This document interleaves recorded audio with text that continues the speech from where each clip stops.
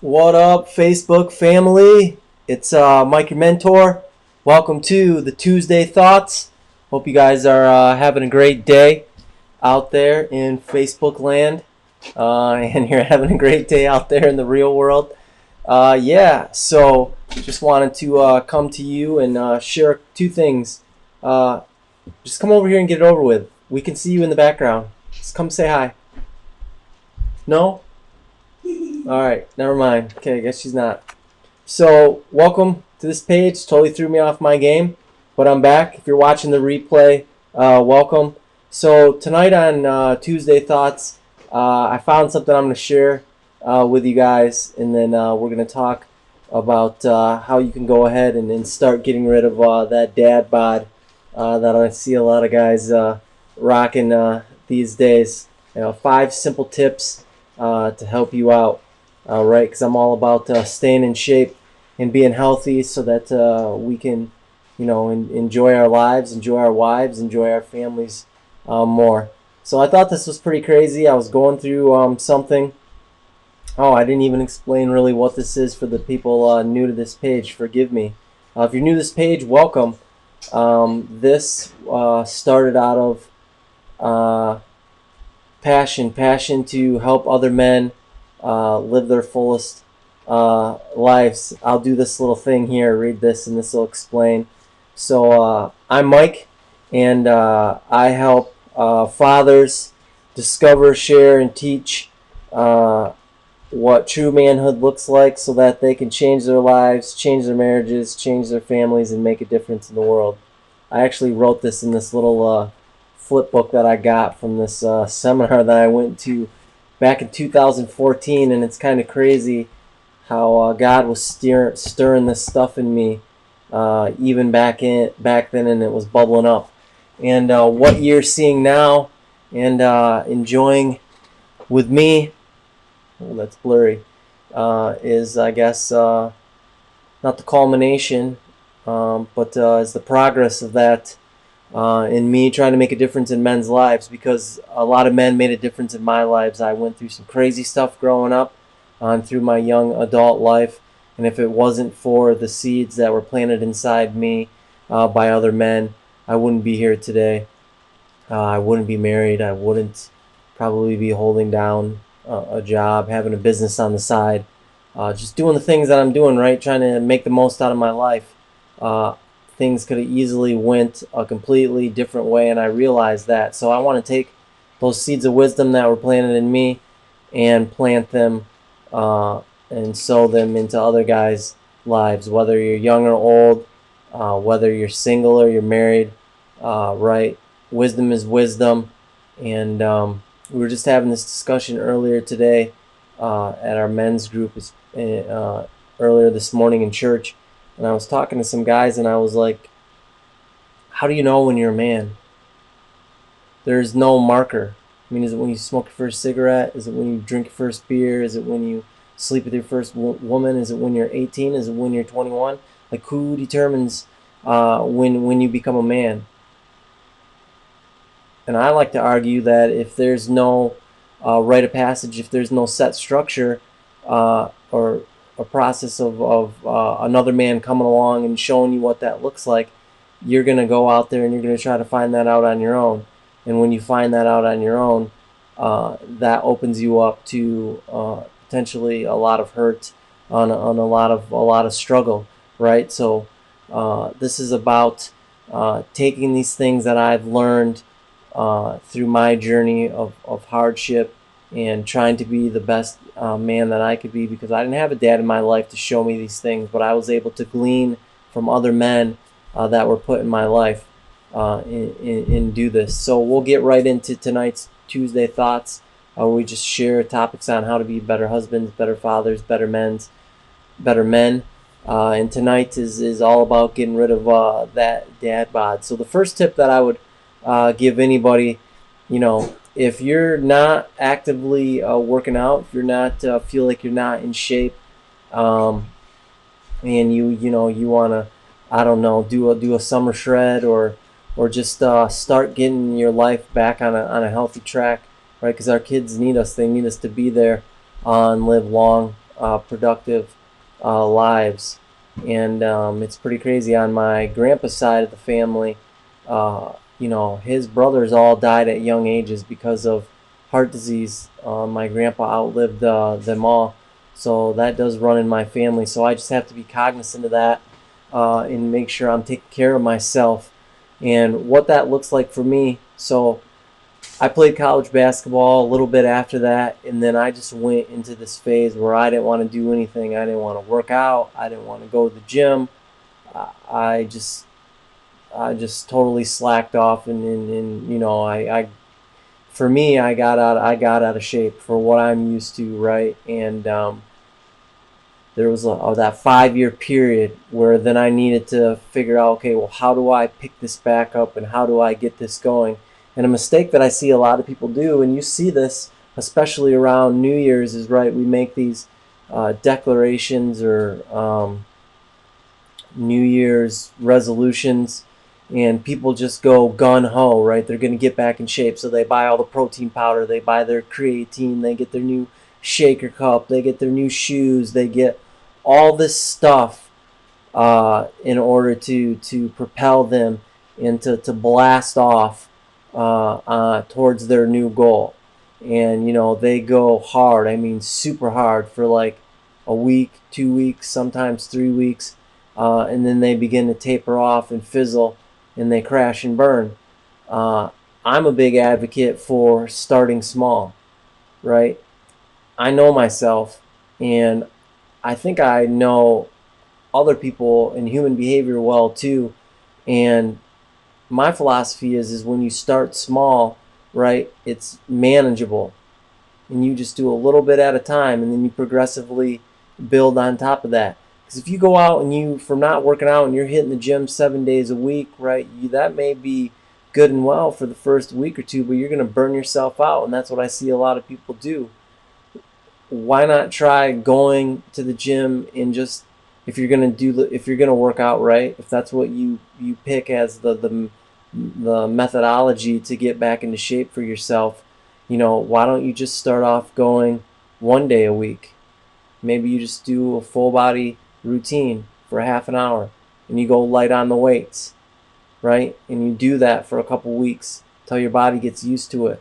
Then you can start stacking on more weight. Then you can start, progressing to 2 days, to 3 days, right? It's all about building the habit.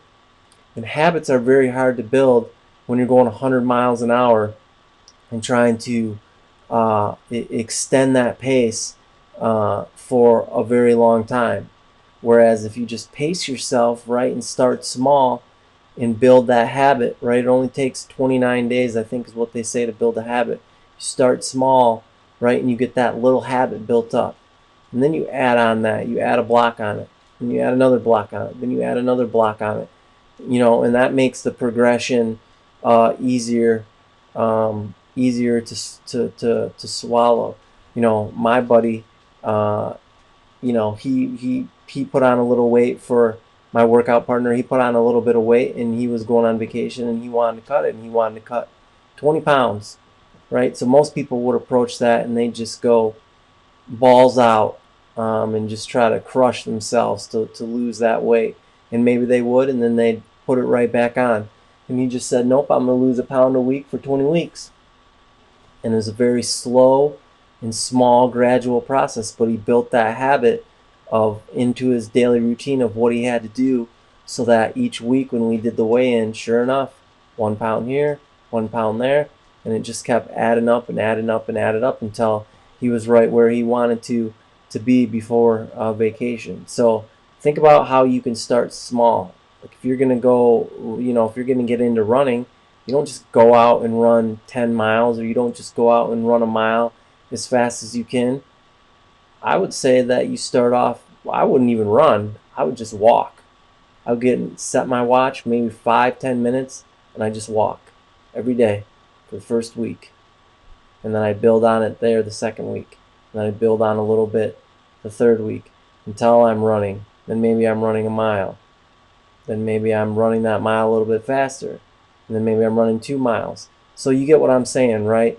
You eat an elephant one bite at a time. Not trying to shove the whole thing in your mouth where you're you bust your jaw open and embarrass yourself and all that. So start small. The second thing is know yourself, right? Know what you like. Um, I hate running, so I don't run. I mean, plain and simple. I mean, there's almost I can't think of.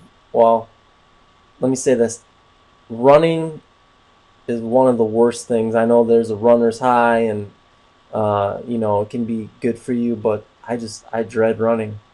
Now, if I was serious about running and I thought I might enjoy it more, and I probably would the more I did it, I would still start small and build up. But know yourself. I don't like those kind of workouts. I like short, intense workouts. So, me and my wife, we did the Fit Body Boot Camp thing for a while. Now we signed up to do some boxing here later this summer. I still play basketball maybe once or twice a week. I like stuff that's requires small stints of explosive energy, right? To get your wind up a little bit, not in endurance type activities, right? So know yourself, know what you like, and move towards that, and that'll make it easier for you to get healthy and sustain that over a long period of time. If you're trying to get back in shape and you're like, I'm gonna go to the gym, I gotta wake up and go and get there, and I don't feel like lifting, like, then don't do that. That's not for you. Like, find something else that you can enjoy and that is obviously challenging, but you look forward to it at least a little bit, where you're not doing it out of spite and because you hate yourself so much in the way that you look and that you feel, right? You got to know yourself, and this plays into the uh, third tip that I would give you is you got to make it fun. If it ain't fun, I mean, it ain't gonna last, right? I shouldn't say it ain't gonna last. For most people, it's not gonna last. There are people out there, they just have fortitude, and whatever they start, they're gonna finish. They're gonna push through, no matter what. And I think those people are like your Navy SEAL type people, the people that just go the distance, and don't quit, no matter what. I mean, maybe that's you, and all you need to do is get started. But if you're like the majority of people and that's not you, get into something that's enjoyable. I mean, my wife's really looking forward to this boxing thing. She enjoys boxing. We enjoy doing the Fit Body Boot Camp. Personally, I like lifting weights, so that's enjoyable to me. So that's what I do to help stay in shape. And I like playing basketball, so that's part of what I do. It's got to be fun. Running is not fun to me, so I don't do it. Uh, Pretty plain and simple, but those things help. The next thing, right, is huge. You got to drink plenty of water. And I, honesty, right, vulnerability. I fell off this wagon pretty hard. My normal MO is I'm like a camel. Everybody who meets me just, like my wife, she can't believe, like, I could go 3 or 4 days without having a drink of anything. When I was younger, I thought if there was a water break and you went and got water, that was some sort of weakness. I know that's kind of crazy way to think, but that's what I thought, and I wanted to build my body and my tolerance up to where I didn't need to be the guy that needed a water break. I could just go and go and go and go, and I kind of just became this camel, right? Where if I don't think about it and I'm not intentional about it, I won't drink water. So one of the ways that I need to get back to doing that helps enforce that is I had a gallon of water, and I would fill that up every day, and I would make it my goal just to drink that by the end of the day. A little bit here, a little bit there. Take a drink or two every couple of minutes or every half an hour, whatever it is. But you got to drink plenty of water. Your body is mostly water. When you drink a lot of water, you'll feel fuller, so you won't eat as much. You'll feel a lot better because you'll feel a lot more fluid in your movements. In you got those electrolytes and all that good stuff, right? That's in water that keeps your body healthy. So I'm declaring this to you that I'm going to start doing that again. So I will go out and I will buy my water jug and I will show you guys so I can get back on that, because I fell off the wagon pretty hardcore with doing that. So then the last tip that I would give you, if you're serious about getting rid of that dad bod and getting back in shape, is you got to get a partner, right? It's one thing to uh, try to do something by yourself, and it takes a lot of fortitude, right, to get started. But when you have somebody who's willing to go to war with you, who's willing to battle side by side with you, it helps with that accountability. It makes it makes it easier to get out and get done what's done on those days maybe where you're less inclined to want to do it, because you don't want to let your partner down, right? And that's been huge for me. I mean, ever since I got out of team sports and I got back into the gym, I found a partner, somebody that I could work out with.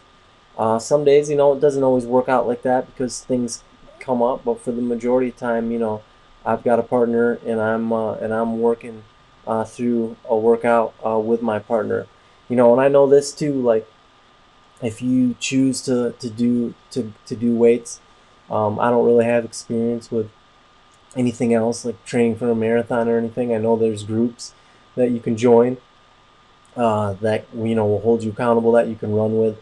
But at the gym, I mean, there's guys all the time, like well, at least the guys that aren't full of pride, that will ask for help and to be spotted, and gives you the opportunity to develop friendship, and some of the best conversations that I have with my buddy Monty are over us working out and lifting weights and just talking about things we encounter every day, being men and being husbands and fathers, right, and getting to know each other on a deeper level. We've had some pretty deep conversations about different life events and things, just working out. So those are my 5 tips for getting rid of your dad bod. Start small, know yourself, make it fun, drink plenty of water, and get a partner. So I appreciate you guys tuning in tonight here with me on Mike Your Mentor, trying to bring you guys different information on just sharing my life and how I do things, how I structure things, how I get things done, and just some philosophies maybe around those types of things. So I hope you enjoyed this. Smash that like button. Share these videos. I appreciate the people that are doing that on the regular. It's making a huge impact, more than I probably talk about, because I don't do a good job about that. But I'm talking to guys in India. I'm talking to guys in Germany. I'm talking to guys in England. I'm talking to guys in Africa. Talking to guys here. I'm talking to guys all over the place, because God is doing something in men's hearts, right? He's stirring up these conversations, because for too long, guys have been living their lives in desperate solitude, where in a time where we're more connected than ever, men lack deep relationships with other people, with other men. And we need that. We need that brotherhood. We need that bonding. And I don't care. I don't care what guy it is. I've seen too many, hundreds upon hundreds of guys, all do the same thing, right? Fake the funk. Put that mask on. But at the end of the day, we've all been wounded in some way, and it's in there. And unless we deal with it, unless we do a little bit of surgery and dig it out, right, we're not going to be able to live our life to the fullest. We're not going to be able to experience all the greatness that God has for us in life, and finding our purpose and reaching our potential. We're just not, man, because that stuff weighs us down. It distracts us.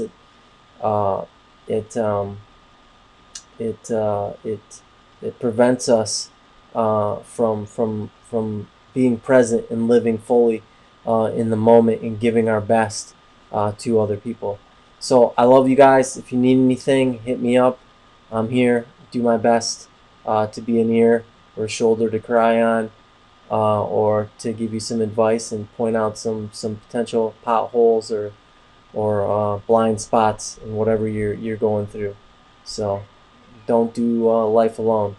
Like Proverbs says, iron sharpens iron as one man sharpens another. So love you guys, and we will talk to you tomorrow, or I'll post tomorrow. Wednesday's wisdom. See ya.